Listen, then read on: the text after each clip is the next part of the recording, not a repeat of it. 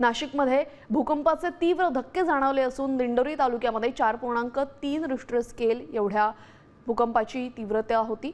दरम्यान वनवड हा केंद्रबिंदू असून अनेक घरांच्या भिंतींना तडे गेलेले आहेत। काही ठिकाणी ग्रामीण भागामध्ये वारंवार धक्के बसत असल्याने नागरिकांमध्ये भीतीचं वातावरण आहे।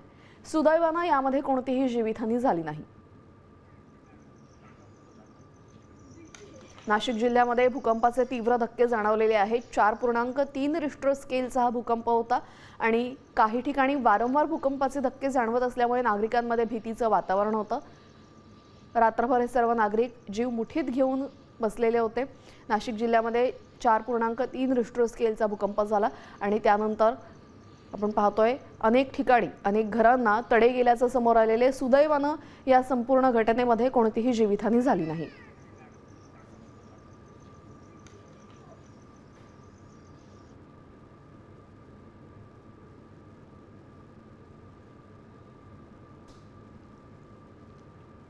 लिफ्टचा सीसीटीव्ही व्हिडिओ समोर आलेला आहे, ज्यामध्ये भूकंपाचा हादरा बसल्यानंतर काय घडलं हे तुम्ही पाहताय। नागरिक अचानक घाबरले, लिफ्ट अचानक हादरली। भूकंपाचा जवळपास 4.3 रिश्टर स्केल एवढ्या तीव्रतेचा हा भूकंप होता आणि या भूकंपामुळे नाशिककर चांगलेच हादरलेले आहेत, कारण की अनेक ठिकाणी भूकंपाचे तीव्र धक्के बसलेले आहेत। वारंवार एकामागून एक असे धक्के जाणवत होते आणि 4.3 रिश्टर स्केल तीव्रतेचा इतका हा भूकंप होता।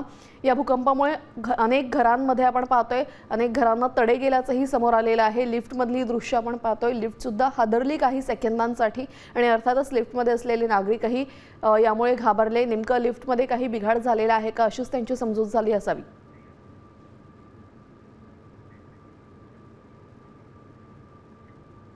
तर मित्रांनो, आत्ता जस्ट रात्रीचे 10 वाजलेत। आजची तारीख आहे 8 ऑगस्ट आणि रात्रीचे 10 वाजलेत आणि आभोनामध्ये आत्ता जस्ट बरोबर ॲक्युरेट 10 वाजता भूकंपाचा धक्का असा जाणवला। अगदी जवळजवळ 5 ते 6 सेकंद 7 सेकंद असा हा चालला।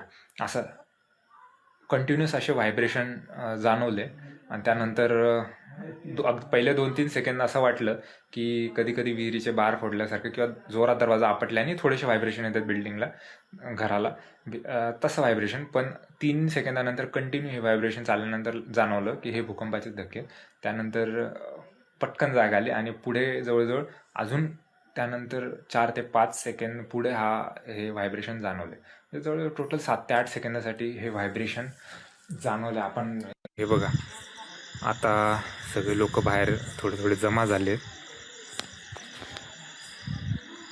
बाहेर निघालेत, म्हणजे कारण हा थोडासा मोठा थोडेसे जास्त वेळ चालणारा हा क्लिअर जाणवणारा हा भूकंपाचा धक्का होता।